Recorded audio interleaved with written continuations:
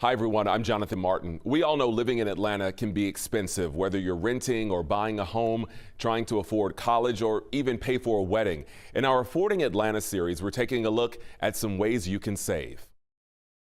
Let's go check it out, my friends. Yes, thank you. Jasmine Iverson is giving it another go.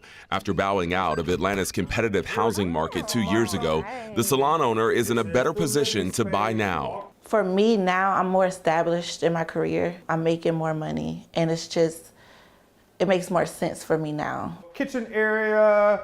Realtor Hubert Tate is showing this 3-bedroom home in East Point. With its proximity to downtown Atlanta, the airport, and major redevelopment projects in the works, he says East Point in zip code 30344 is one of the Metro's hottest and most affordable communities. So it is a hidden gem of Fulton County. Because prices are so low, like this house right here is under $300,000, it is still very, very affordable inside the perimeter in Fulton County. He says the same is true for nearby Hateville, where we found new construction around $400,000. And Tate says Atlanta's Upper West Side, also known as West Midtown, is attracting lots of new homeowners because the community is transforming.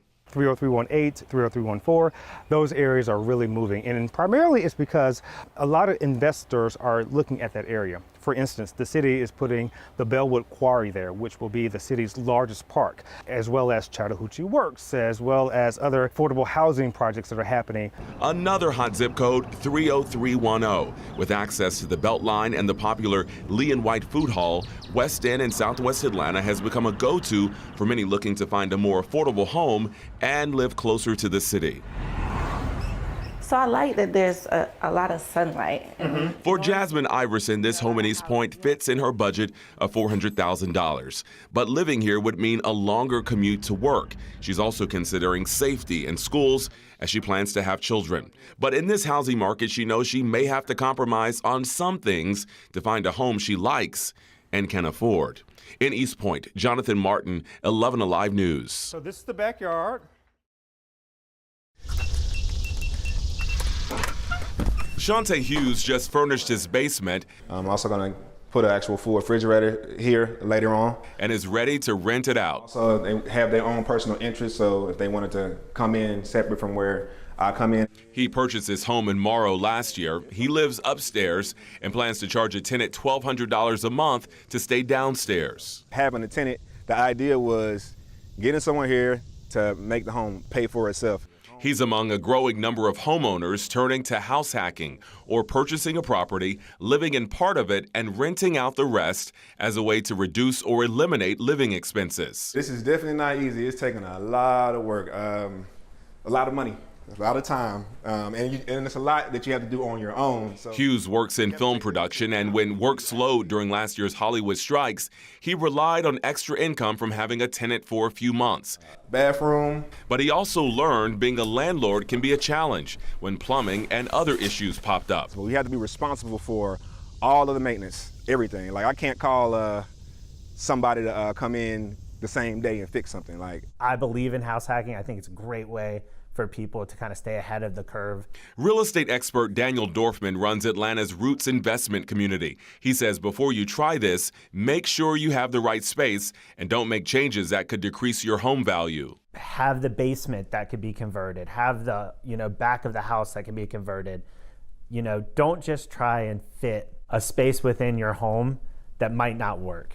And he says be sure you know the legal implications of being a landlord and are following city codes and HOA rules. A lot of HOAs don't even allow rentals, period. And sometimes they do put blocks on different roommate situations as well. So digest those rules, understand where your counties are, what your city rules are, what your county rules are. I was going to get out of his way. For Shante Hughes, now comes the critical part, finding a tenant and vetting them. For him, it's someone who's low-key and looking to rent long-term. Exactly, yeah. From lower interest rates to free appliances, many builders are offering big incentives to get you into a home. Coming up, what you need to know before jumping on those promotions.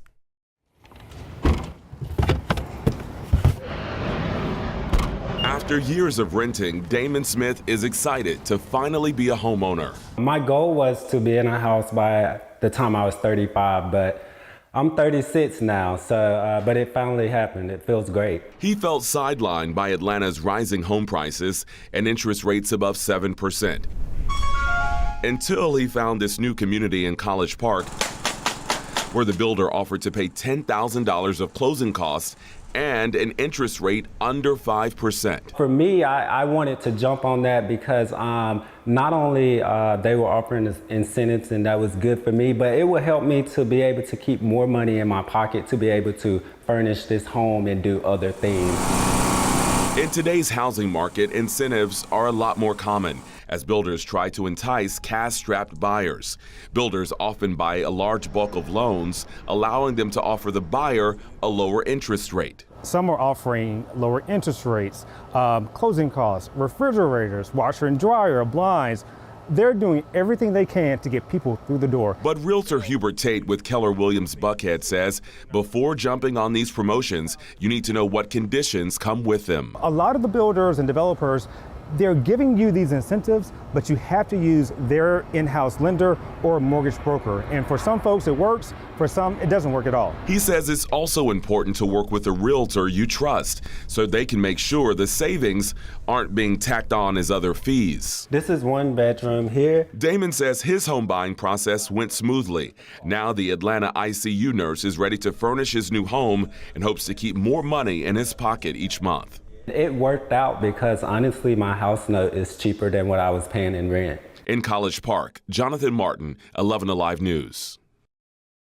This photo here is our engagement photos. Married just over a year, Ken and Mamie McRae often reflect on their wedding day with pride. I always say to him, I am so happy that we did what we did. It was no extravagant event, but rather an intimate ceremony with those who mattered most. The venue for our wedding was at my parents' house. Because my dad could not move, he was in a hospital bed. I didn't have flowers, we had candles. We didn't have like a big reception. It was a cocktail hour. At a time when wedding costs are rising, the McRaes were determined to create a special day but not go over their budget. It has been traditional to have these large, lavish weddings, events, getting in debt before you even get started with life. And the reality is that that doesn't make sense.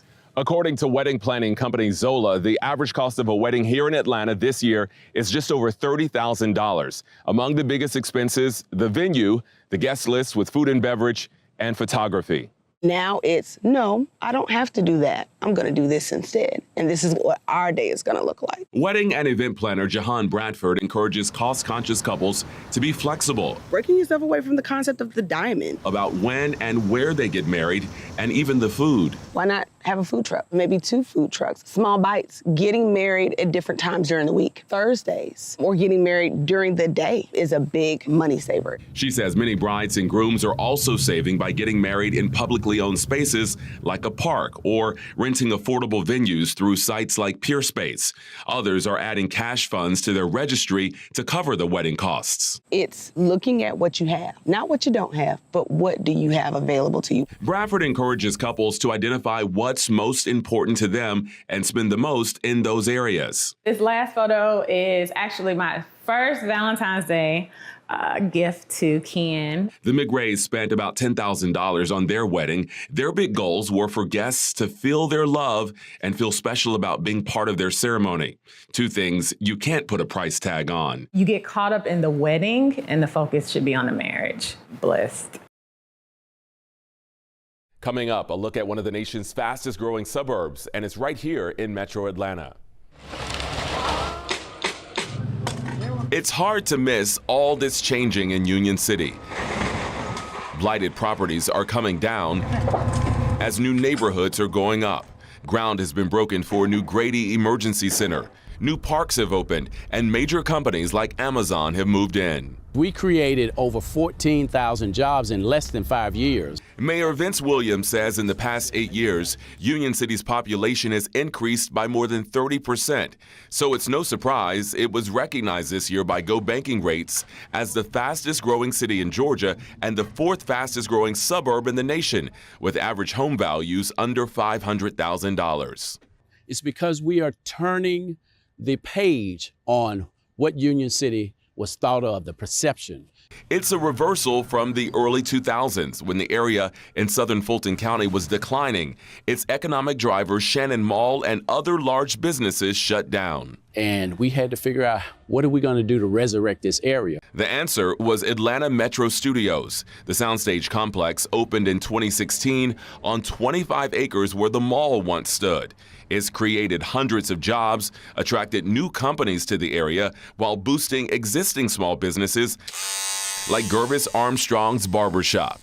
I got barbers coming back. I seen other new businesses coming in and doing better now than ever. Union City is now home to 4 Amazon warehouses, and Microsoft reportedly plans to build a $1 billion data center in the area within 2 years. We still get, a label for being what many call warehouse city. Mayor Williams says those warehouses have bolstered Union City's economy and led to housing growth. The average home value has increased to just over $276,000, still among the most affordable areas in Metro Atlanta. The mayor says now leaders are focused on making Union City a more attractive place to live by adding more parks, restaurants, and retail while keeping the community affordable. In Union City, Jonathan Martin, 11 Alive News. Bridget Cunningham loves living in the Capitol View neighborhood in Southwest Atlanta. We have the Beltline, we have lots of great people. Everybody around here is like family. But she never expected moving to this area would mean she'd have to pay a higher car insurance premium. I'm very surprised. I don't have any tickets, no DUIs, nothing. My record is clean. My insurance should not be that much. When shopping for auto insurance recently, she said she provided her Southwest Atlanta zip code, and several insurance companies quoted her just under $200 for basic liability coverage. After talking with friends in a different zip code on the north side of Atlanta in Buckhead, Bridget learned they were paying $30 less for the same coverage. I was shocked, and I'm like, this is redlining. A lot of people didn't even know that this was happening, that these inequities occurred.